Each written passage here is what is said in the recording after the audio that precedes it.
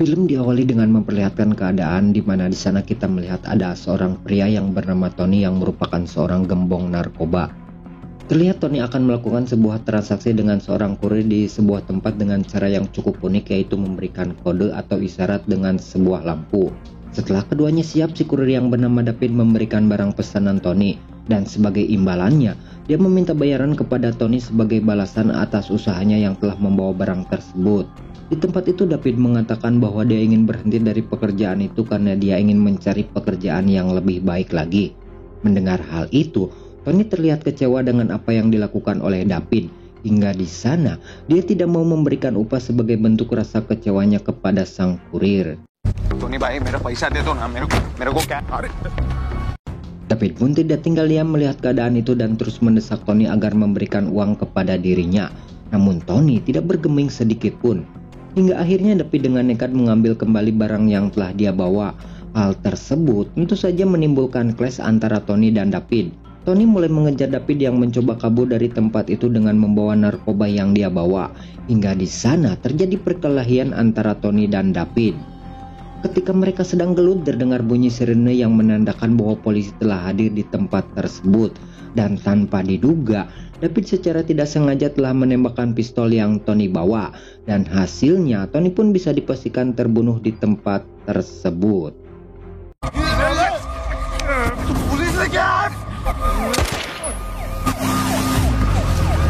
Setelah menembak Tony, David mencoba melarikan diri dari kejaran para polisi dengan berlari seedan-edannya menuju sebuah hutan.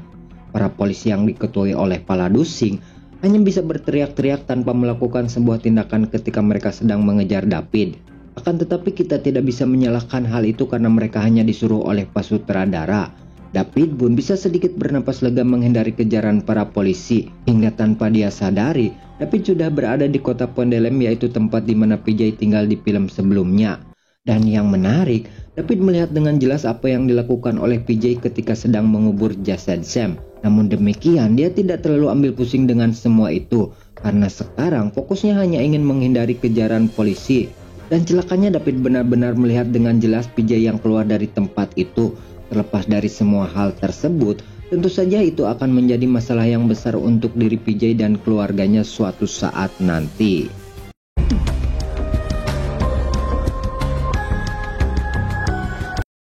Dengan keadaan yang tergesa-gesa, David segera pulang ke rumahnya untuk mengajak anak dan istrinya pergi dari tempat itu. Sang istri yang melihat tingkah laku David hanya kebingungan dengan apa yang telah dia lakukan.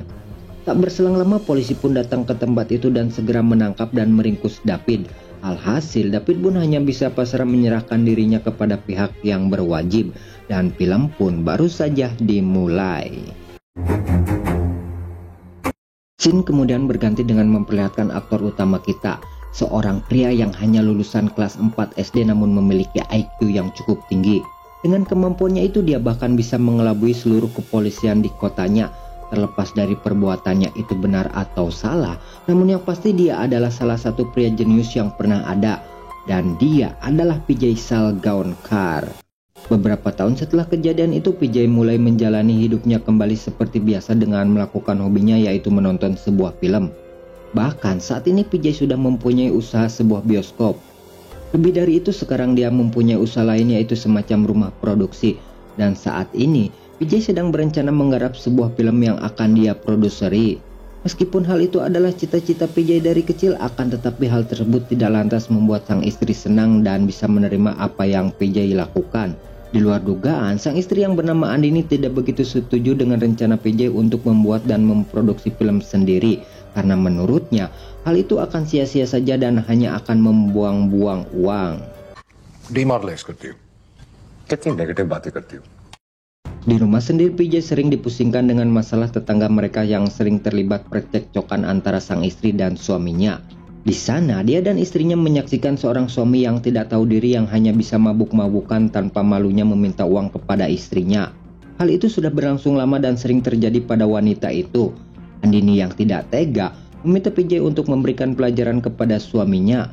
Namun respon yang didapat ialah sebuah hinaan yang mengatakan bahwa PJ adalah seorang penjahat yang hanya pintar mengelabui para polisi. 2 अक्टूबर 3 अक्टूबर करके झगड़ा माहिती है मला. तो क्या?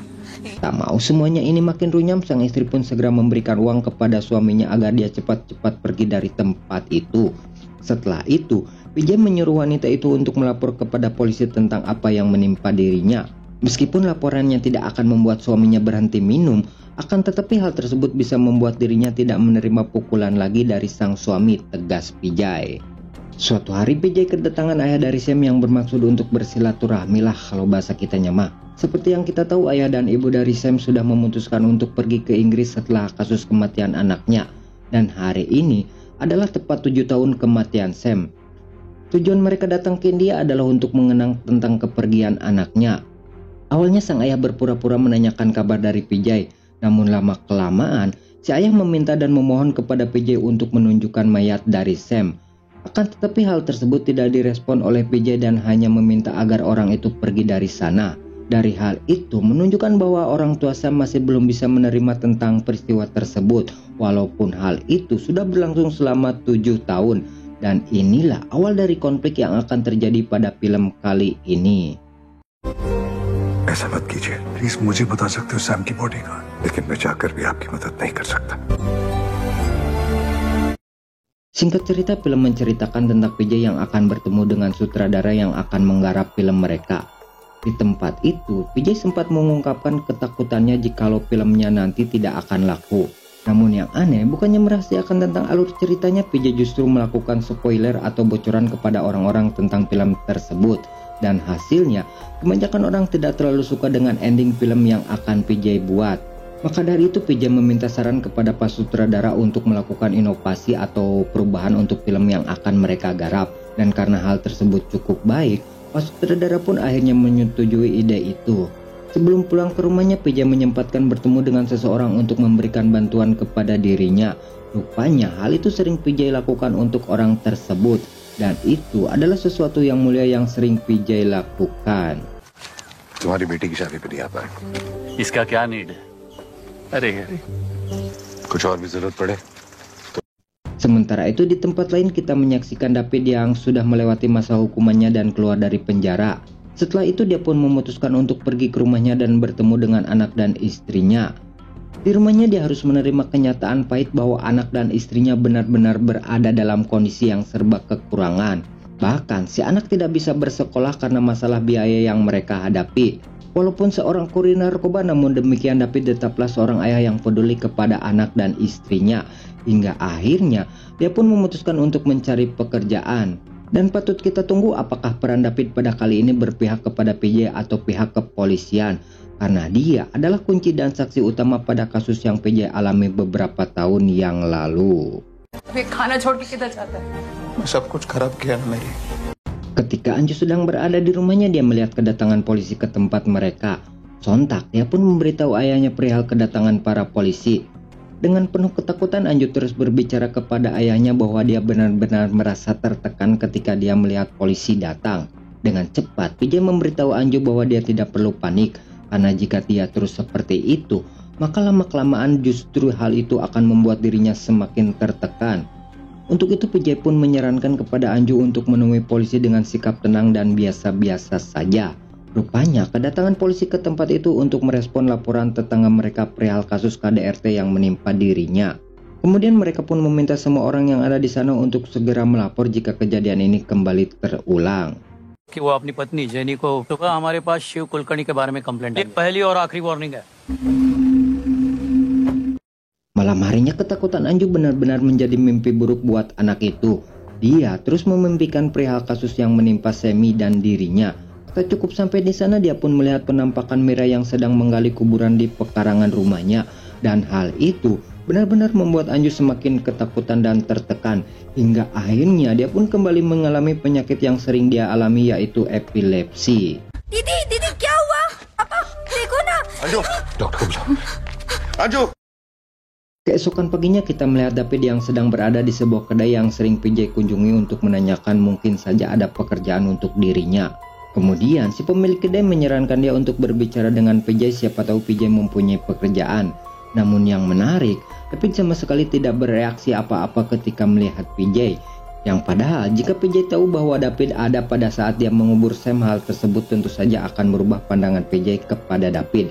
Tapi hal itulah yang menjadi sisi menarik dari film kali ini. Singkat cerita, malam hari pun tiba. Di sana kita melihat salah seorang polisi yang bernama Sarwan diperintahkan oleh atasannya untuk menjemput teman lamanya sekaligus antagonis di film ini, yaitu Gaitonde. Pemanggilan mereka sendiri belum diketahui untuk kepentingan apa, namun yang jelas hal itu pasti adalah sesuatu yang sangat mendesak. Tiba di kantor polisi, Gaitonde dan Sarwan bersiap untuk menemui atasan mereka yang bernama Inspektur Jenderal Takun.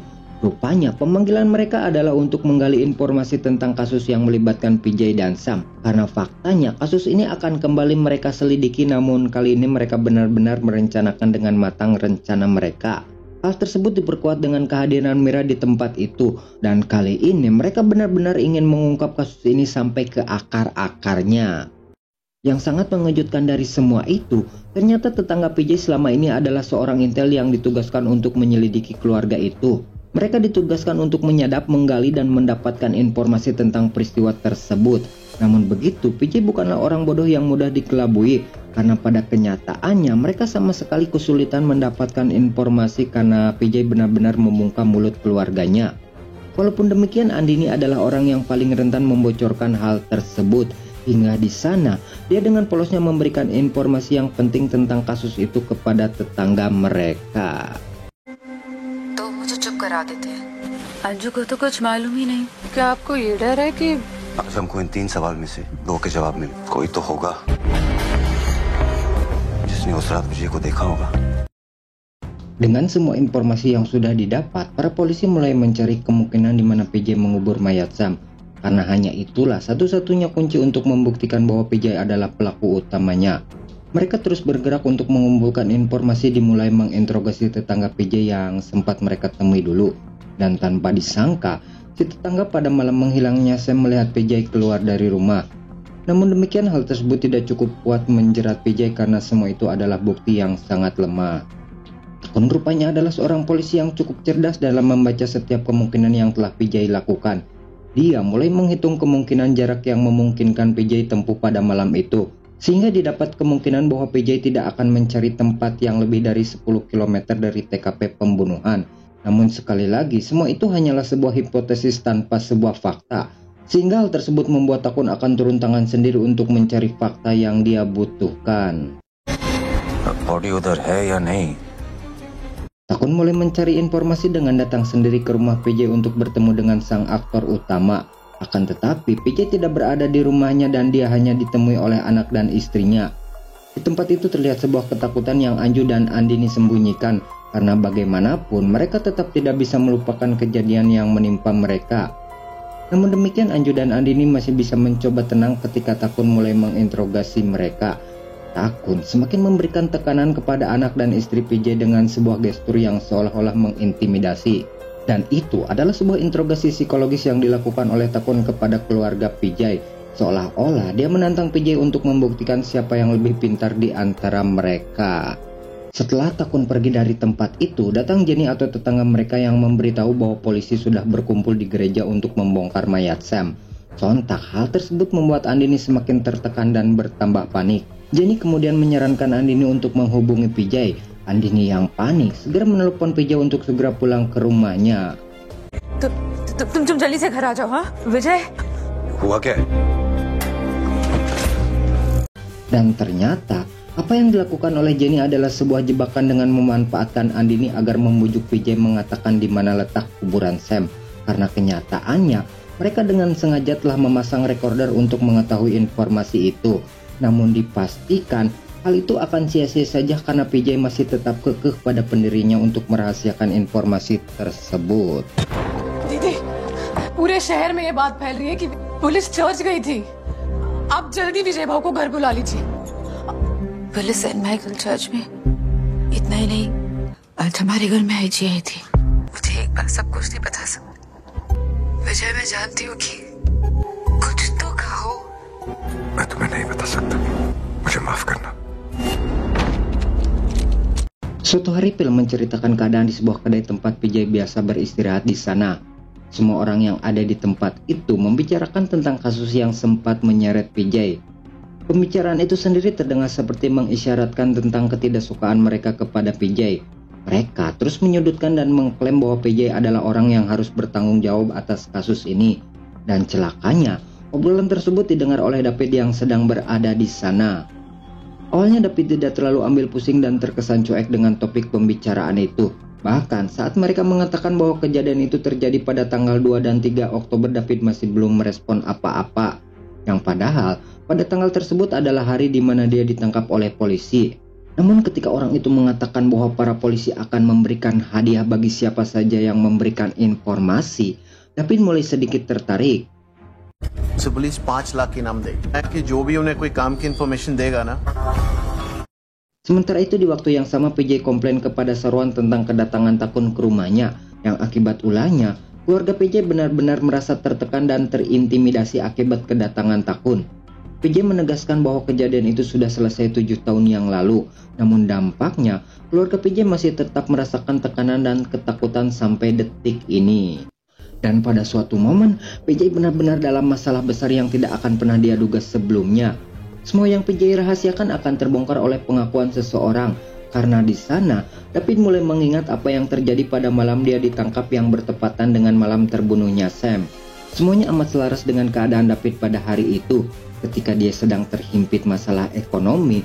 Ketika itu pula datang kesempatan untuk mendapatkan uang dengan jumlah yang cukup banyak jika dia mau memberikan informasi untuk pihak kepolisian. Dan pastinya David akan memberikan informasi itu kepada polisi tanpa peduli apa yang akan terjadi pada diri PJ. Karena baginya sekarang uang adalah benda yang paling berharga lebih dari apapun. किसी ने विजय को देखा था क्या? वो बॉडी को दफना रहा था.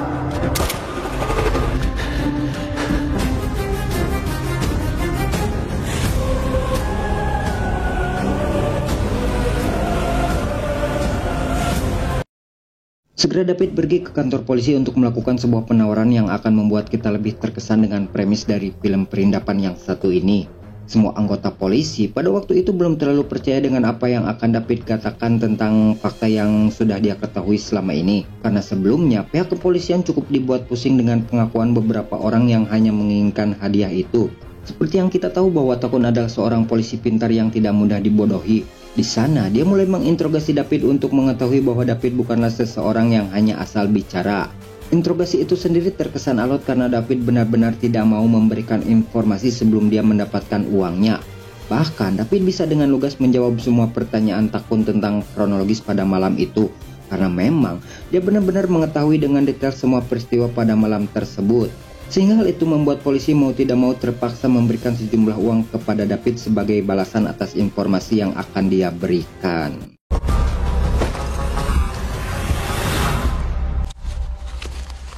Setelah David mendapatkan uangnya, para polisi akan dibuat heran, akan dibuat terkejut, akan dibuat tak habis pikir manakala David mengatakan bahwa mayat tersebut ada di dalam kantor polisi ini, tepatnya di bawah Takun berdiri saat ini. Tentu saja informasi yang David berikan benar-benar membuat para polisi syok dengan fakta itu. Mira yang sadar mulai berpendapat bahwa semua ini masuk akal karena tempat ini adalah tempat yang paling aman. Sehingga hal inilah yang membuat PJ percaya diri dengan apa yang telah dia lakukan. Karena para polisi sama sekali tidak akan menduga dan mencurigai tempat tersebut. Terlepas dari belum ditemukannya mayat Sam, hal ini adalah sesuatu yang sangat-sangat membahayakan bagi PJ dan keluarganya. अरे sorry body किधर है भाई? खड़े उसके नीचे ही दफनाया था इधर ही यार कुछ दफनाते देखा था हाँ. Tak membuang waktu lagi, Takun dan anak buahnya segera meminta izin ke kantor pusat untuk membongkar mayat itu. Mereka diberikan waktu hanya 24 jam saja untuk menyelesaikan pekerjaan tersebut. Dengan bergegas para kuli yang dipimpin Gaitonde segera melakukan proses pembongkaran. Setelah membongkar cukup lama, akhirnya kerangka Sam ditemukan di tempat itu sesuai dengan apa yang sudah diinformasikan oleh David.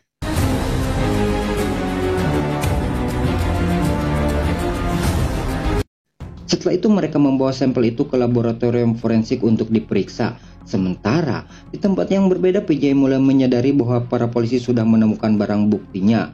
Dengan kata lain, kejadian ini sudah mulai membuat PJ panik dan segera menyusun rencana untuk menyelamatkan dirinya dan keluarganya. Dan setelah ini, kita akan dibuat habis pikir dan takjub dengan apa yang sudah PJ rencanakan di ending film nanti.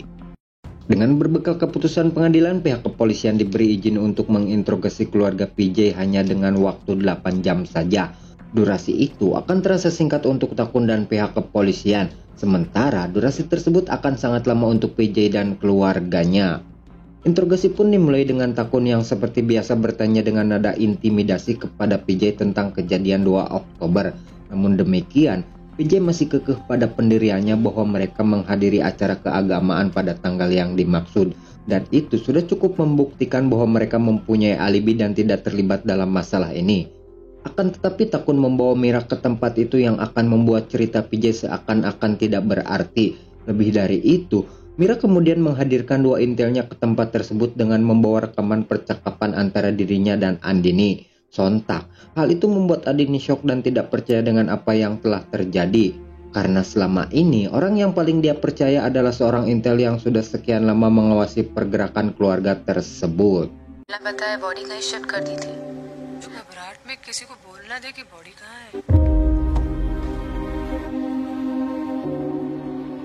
Tak cukup sampai di situ, interogasi pun kembali menghadirkan metode yang sudah tidak asing lagi untuk mereka. Ketika tidak mempunyai bukti yang kuat, maka polisi akan memaksa dan membuat si tersangka mengaku. Dan metode itu tak lain dan tak bukan adalah metode penyiksaan. Di sini kita akan melihat betapa tidak manusiawinya Gaitonde ketika dengan kejam menyiksa Andini dan anak-anak PJ. Sir आप ऐसा नहीं कर सकते sir sir sir ये कानून के खिलाफ है सर आप ऐसा नहीं कर सकते सर सर मैं आपके हाथ जोड़ता हूँ sir Melihat penderitaan istri dan anak-anaknya, PJ memohon dengan sangat kepada Takun untuk menghentikan aksi itu. Namun begitu, hal tersebut seperti terdengar sebuah perintah agar Gaitonde terus melakukan penyiksaan karena PJ masih kekeh belum mau bicara. Gaitonde terus menyiksa mereka dan terus memukul Andini dan Anju. Lebih parah dari itu, Anju kembali merasakan penyakitnya dan kolaps ketika tidak tahan dengan siksaan itu. Hingga di sana, PJ dengan terpaksa berbicara dan mengakui semua yang sudah dia lakukan. Sir वो बीमार है सर बता मुझे सच बता दो रोक देंगे sir please उन्हें रोकिए सर सर आप डॉक्टर को बुलाइए सर प्लीज सर प्लीज मैं सब सच बताता हूँ sir Kali ini sesi interogasi itu hanya dihadiri oleh Takun dan PJ di sebuah ruangan khusus. Dan agendanya mereka akan merekam semua kronologi mulai dari awal terjadinya pertengkaran antara Sam dan Andini hingga dia terbunuh di tangan Anju. Di sana PJ benar-benar dipaksa berbicara hingga dia harus mengakui semuanya. Namun yang aneh, PJ sama sekali tidak menyinggung asal-muasal kejadiannya, yaitu ketika Sam dengan sengaja merekam Anju. Dan sepertinya PJ akan melakukan sesuatu dengan tidak mengatakan kronologis itu pada pengakuannya kali ini. बनाया था उसका जिक्र इस केस में ना हो तो just one thing विजय खुद इस बात को छुपा है तो जेल जाएगा ही. Singkat cerita, PJ harus mempertanggungjawabkan pengakuannya di pengadilan. Semuanya masih belum ditentukan apakah PJ bersalah atau tidak karena belum dijatuhkan vonis oleh hakim. Itu artinya pada kesempatan kali ini PJ masih mempunyai peluang untuk bebas dengan syarat dia harus membuktikan bahwa dirinya tidak bersalah. Sementara itu di kantor polisi, Mira dan Takun kedatangan seseorang yang diduga mengenal PJ. Tujuan dia datang ada hubungannya dengan kasus yang PJ alami saat ini. Dia adalah seorang penulis sekaligus sutradara yang bernama Murad Ali.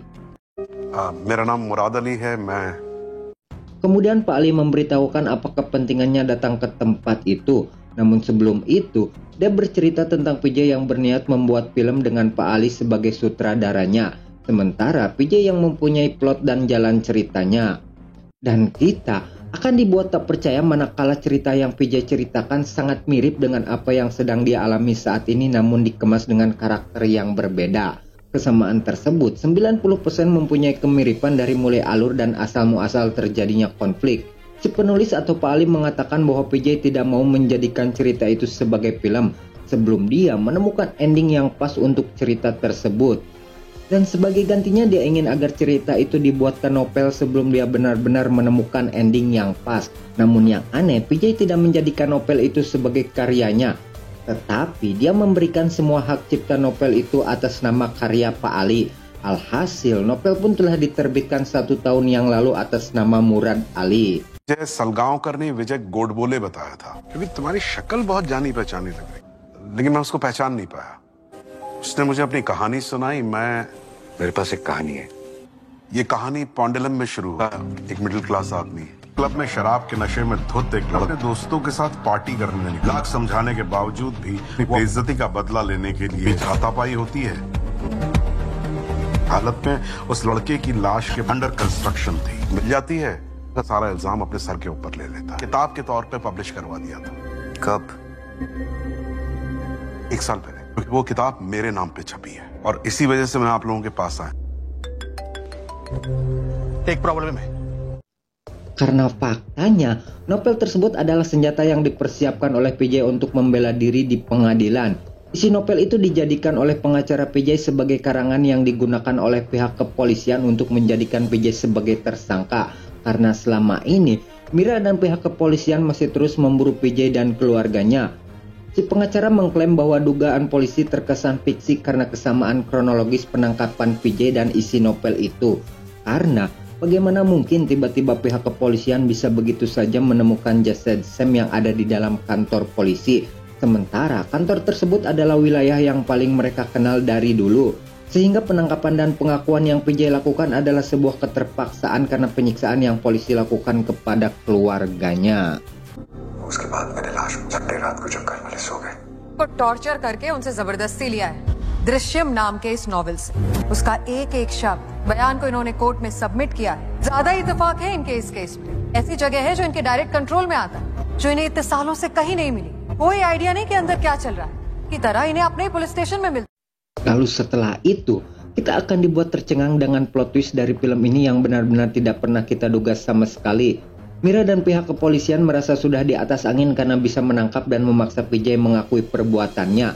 Namun kenyataannya semua itu adalah bagian awal dari rencana PJ. Mereka dibuat seolah-olah telah memenangkan kasus ini sehingga mereka lupa bahwa PJ adalah seorang yang sangat jenius. Karena di sana, hakim mengungkap sebuah fakta bahwa hasil forensik menjelaskan kerangka itu dipastikan bukan kerangka Samir Desmukh atau anak dari Mira. Dan jelas, fakta tersebut membuat semua orang yang ada di sana menjadi heran. Tak hanya itu, fakta tersebut juga sangat sesuai dengan ending cerita novel yang akan dibuat film, yang intinya PJ benar-benar telah mempersiapkan kemungkinan sampai pada titik ini dan kembali membuat para polisi itu kalah telak.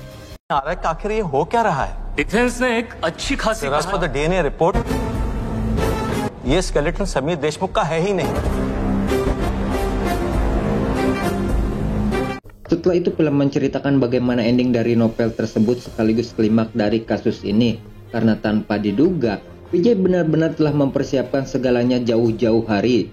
Dimulai dari PJ yang mencari kerangka yang sama dengan struktur kerangka Sam, mulai dari usia, sebab kematian, dan postur dari orang itu. तलाश करने लगा को बदलने का काम शुरू कर दिया था। उसकी तलाश खत्म हुई। Kemudian dia menjalankan rencana keduanya, yaitu mendekati satpam laboratorium forensik tempat penyimpanan semua barang bukti dari pihak kepolisian. Dan itu sudah PJ lakukan sebelum kasus ini akan terbongkar.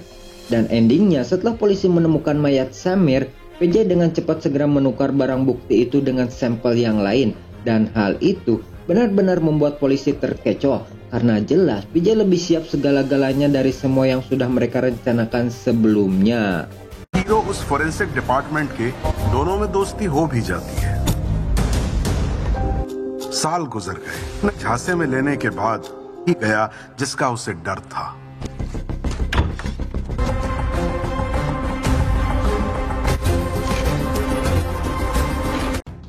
Dengan semua fakta itu, PJ sekarang bisa bernapas dengan lega karena pengadilan sangat bingung dengan laporan tentang kasus ini kepada mereka. Tanpa membuang waktu lagi, hakim pengadilan memerintahkan anak buahnya untuk memanggil Takun guna dimintai keterangan. उन्हें मेरे चैम्बर में भेजिए, जिससे बात करनी है। आपके क्लाइंट जा सकते हैं। Namun demikian, Takun tidak bisa berbuat apa-apa karena dia juga merasa dirinya sudah kalah telak dari PJ. Dan film pun resmi ditutup dengan PJ yang memberikan abu milik Samir kepada sang ayah. Dan di sana mau tidak mau Mira dan suaminya harus segera mengakhiri semua ini dengan tidak mengusik keluarga PJ lagi. Tamat. वो दे रहा हूँ, अपने परिवार को अकेला छोड़ दीजिए।